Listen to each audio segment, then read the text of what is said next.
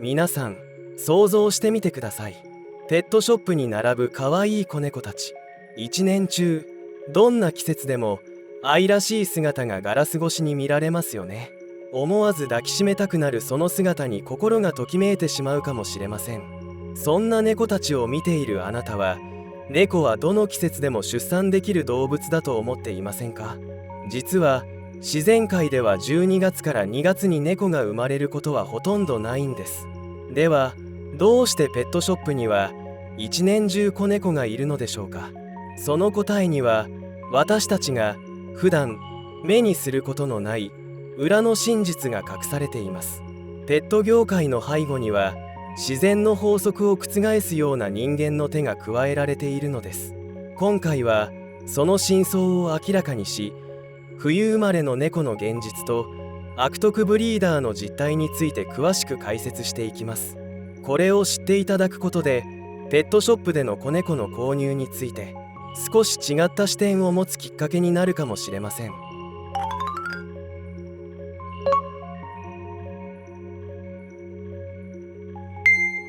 猫の発情について。まず、猫の発情について詳しく見ていきましょう。メス猫の初めての発情は一般的に生後6から12ヶ月の間にやってきますが、そのタイミングは猫が生まれた季節や環境、そして猫の種類によって変わることがあります。例えば、長毛種の猫は短毛種に比べて性成熟が遅くなる傾向があり、生後12ヶ月以上経ってから初めての発情を迎えることもあります。メス猫の発情には、発情前期、発情期、発情後期、発情休止期の4つの段階があり、このサイクルを繰り返します。発情期は通常、日照時間が長くなる春から秋にかけて起こり、この期間に多くの猫が交配します。一方、オス猫は生後3ヶ月ほどで性成熟を迎え始め、生後5から6ヶ月頃には精巣が発達してマウンティングやマーキングなどの行動を見せ始めます。オス猫が交尾可能になるのは9から12ヶ月頃からで、メス猫のような発情周期はありません。皆さんは知っていましたか？実はオス猫はメス猫が発情することで誘発され、発情するようになっているのです。猫の発情の仕組みについてはご理解いただけましたでしょうか？では、次の章で冬生まれの猫がいない理由についてお話しさせていただきます。自然界で冬生まれの猫がいない理由。それでは、なぜ自然界では冬生まれの猫がいないのでしょうか？その理由は、猫の発情が日照時間に大きく依存しているからです。猫は日照時間が長くなる1月から9月頃に発情期を迎えます。この期間が猫の繁殖期であり、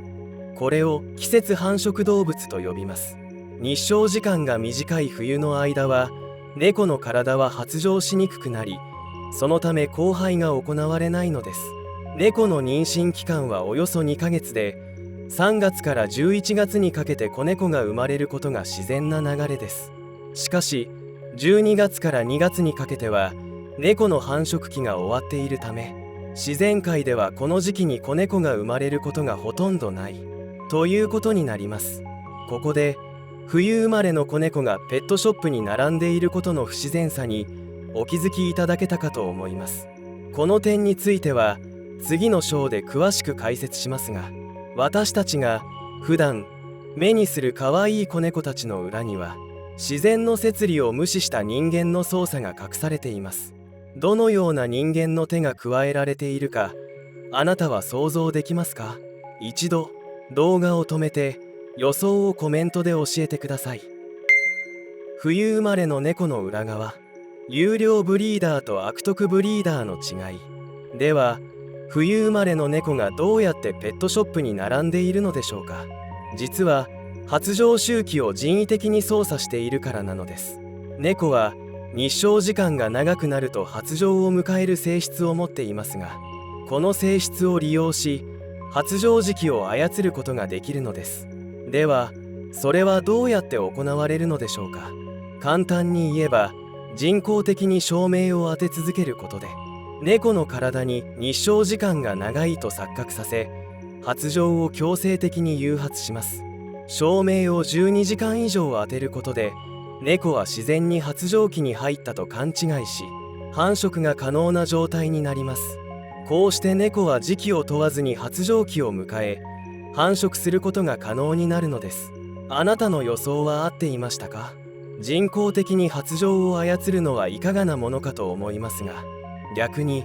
同じ時期にたくさん子猫が生まれてしまっても売れ残りが多くなる原因となってしまったり、ブリーダー側のお世話も大変になってしまいます。そこで優良なキャットブリーダーは日照時間を操ることで、あえて妊娠・出産の時期をずらし、親子の時間を作ってあげることで母子ともに健康に育てることができるのです。しかし悪徳ブリーダーの場合、この性質を悪用し、母猫に年に3回以上出産をさせる場合もあります。人間で考えると、望んでいない年子の兄弟を自分の意思に反して連続で毎年作り続けるということになるのです。これは出産経験がない方でも負担の大きさが想像できるかと思います。もちろん母猫の体にも大きな負担をかけ、体力を消耗させることになります。また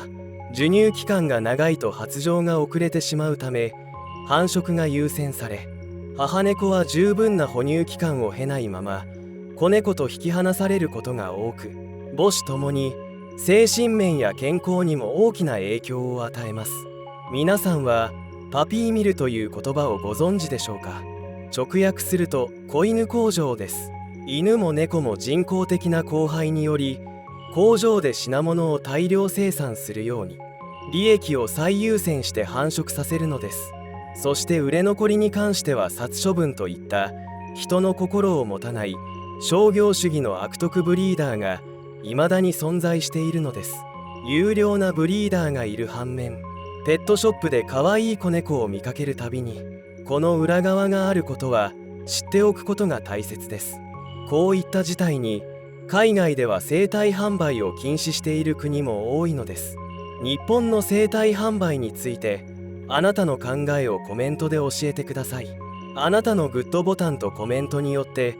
この動画が多くの方に知れ渡ることで、日本人の生体販売への意識が変わる足がかりになるかもしれません。ご協力をお願いします。馬の繁殖。ここまで猫の繁殖に関する問題をお話ししてきましたが、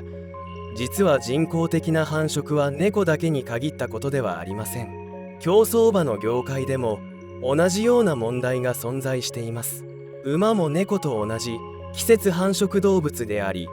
日照時間が長くなると発情を迎えます。馬の妊娠期間は約340日、つまりほぼ1年に及びます。この点では猫と異なる部分もありますが、自然なサイクルに従うという点では共通しています。しかし馬の繁殖に関しては、特に競走馬であるサラブレッドの繁殖でまた別の問題が起こっています。優秀な成績のオス馬はその優れた遺伝子を残すために繁殖シーズンになると1年で200頭ものメス馬と交配させられることがあります。これは猫の繁殖と同様に自然の摂理を超えて競走馬業界の需要に応えるために行われています。このようにペット業界だけでなく競走馬の世界にも人間の利益を優先させた人工的な繁殖が存在しているのです。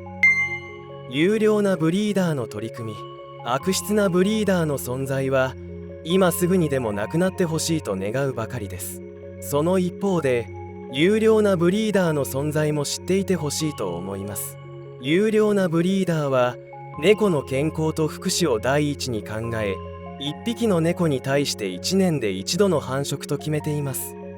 また繁殖回数や母猫の年齢を厳しく管理し、猫の体に無理をさせないよう細心の注意を払っています。優良なブリーダーは病種の保存や健全な繁殖を支えるために重要な存在です。彼らは猫の命を大切にしながら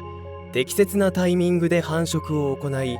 健康な猫を育てています。ペットを迎え入れる際にはぜひこうした信頼できるブリーダーや保護猫の選択を検討してみてください。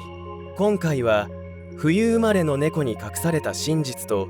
ブリーダーの実態について詳しくお話ししました。残念ながら日本では動物が物として扱われる部分がまだ残っていますが、